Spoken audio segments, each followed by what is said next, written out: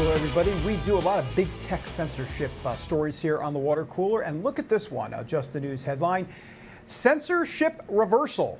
Try saying that 5 times fast, by the way. Facebook will no longer spike posts claiming COVID-19 is man-made. In other words, whoops, our bad. Actually, maybe it was man-made. So all you folks that posted on Facebook because we thought you were crazy Pizzagate people, come on back.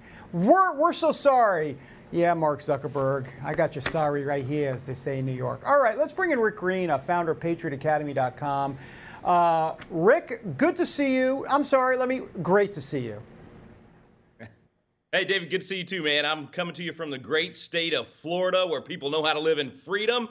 I'm getting to see smiling faces everywhere. They got the best governor in America. Anyway, I'm in a good mood because I'm in sunny Florida and people are actually smiling at me and I don't have to look at a mask. I get to see their pearly whites. That is very nice, actually. That's exciting news. All right, so Rick, big tech censorship. So I'm not thinking that was necessarily in the Constitution. I'm not thinking George Washington was on Twitter going, hey, what are we going to do about big tech censorship, like @GDub or, whatever. So what do you make of constitutionally what we're seeing here from Facebook and these folks?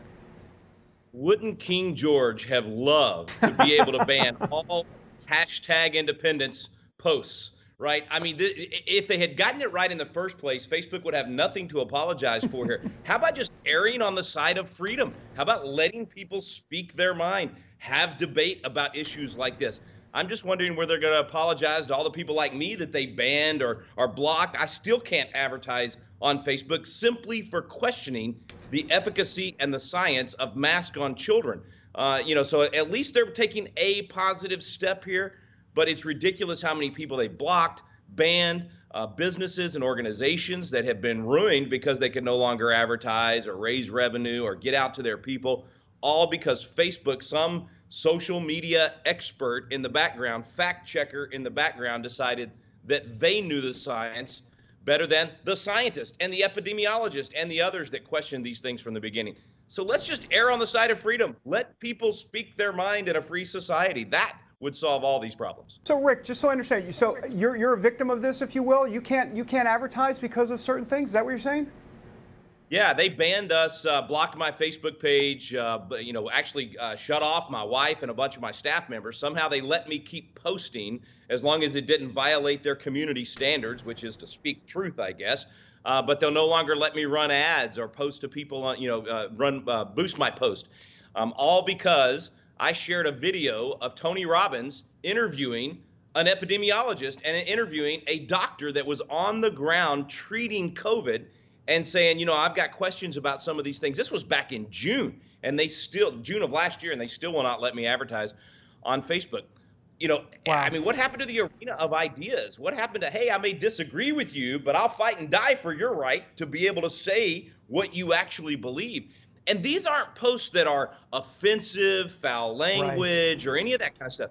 It's literally experts actually saying, hey, I've been an epidemiologist. See, these are top epidemiologists in the world questioning the vaccine or questioning the efficacy of some of the things that we're doing. And that gets banned by Facebook. I mean, it's not. And now some people will say it's not a First Amendment issue because this isn't a government. But at this point, I agree with Governor DeSantis. These large big tech companies have become our utilities. They are the way that people communicate. It's kind of like the roads the utility lines, power lines, the phone lines. So speaking of being in Florida, thank you, Governor DeSantis and the Florida legislature. They're now going to fine Facebook, Twitter, any of these big tech guys that censor you for simply speaking your mind, saying something that you believe to be true, that you've researched. They're going to start fining these guys $100,000 whenever they block people like me for simply speaking truth. Yeah, money talks for sure. There was another Just the News headline in the same vein, this Harvard epidemiologist who was locked out from his Twitter account after criticizing masks. So this goes on and on. So then the constitutional question here is, what's the line, if you will? I mean, you've got government, you've got private business, you've got certain speech that might be, violent / putting people at danger and risk, and then at the same time you just have opinions that are out there. So what are the lines here constitutionally, Rick? Well, and think about what Governor DeSantis said in his press conference yesterday or day before, I forget when it was, whenever they questioned him over this law. Are you just doing a favor to Donald Trump because he's moved to Florida? And he pointed out the fact that, think about the standards Twitter has when they ban the president of the United States, but yet they don't ban Iranians and terrorists and others that are calling for the killing of Jews. We're not going to ban calls for terrorism, but we're going to ban the president for an opinion. We're going to ban a doctor and an epidemiologist for an opinion.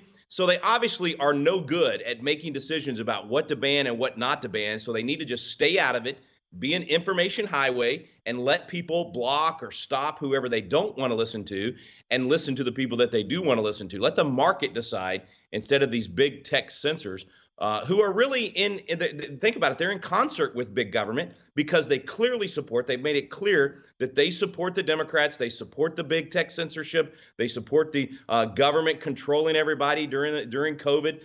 And so they're in collusion with government. So in many ways, it is government. It's the actors for government. It's the brown shirts, if you want to put it that way, for government, silencing any opposition. And that's what fascism is.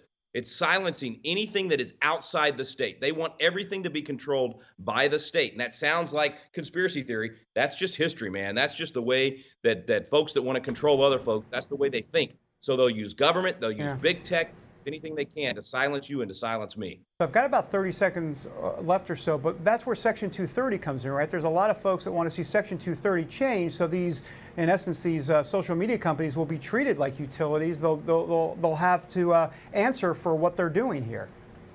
Yeah, you got to make a choice here. Either you don't give any government help or subsidies or legal protections, in this case with Section 230, and then as a private entity, you can do what you want to do. But if you're going to accept legal protections and special privileges and all that from government, now you are in some ways a government actor, and therefore you can no longer pick and choose who you're going to allow to speak on your platform. You got to live up to your promise. Your promise was that you're just an information highway and everybody can come here and say what they believe. Yeah, Rick Green, founder of PatriotAcademy.com. Love having you on. I learned something, and that, look, I appreciate that. Let me just say that. I appreciate it. Thanks, David. God bless, man. All right. I missed the microphone, by the way. Let me just say. I know he's in Florida, but is there any way, can we get the microphone through TSA? What's the situation on that? Can we box that thing up? Because that is his signature. It's like Rick Green, and don't get I don't want people to take this the wrong way. I love Rick Green by himself, but the microphone, that's another level. The last sip when we come back.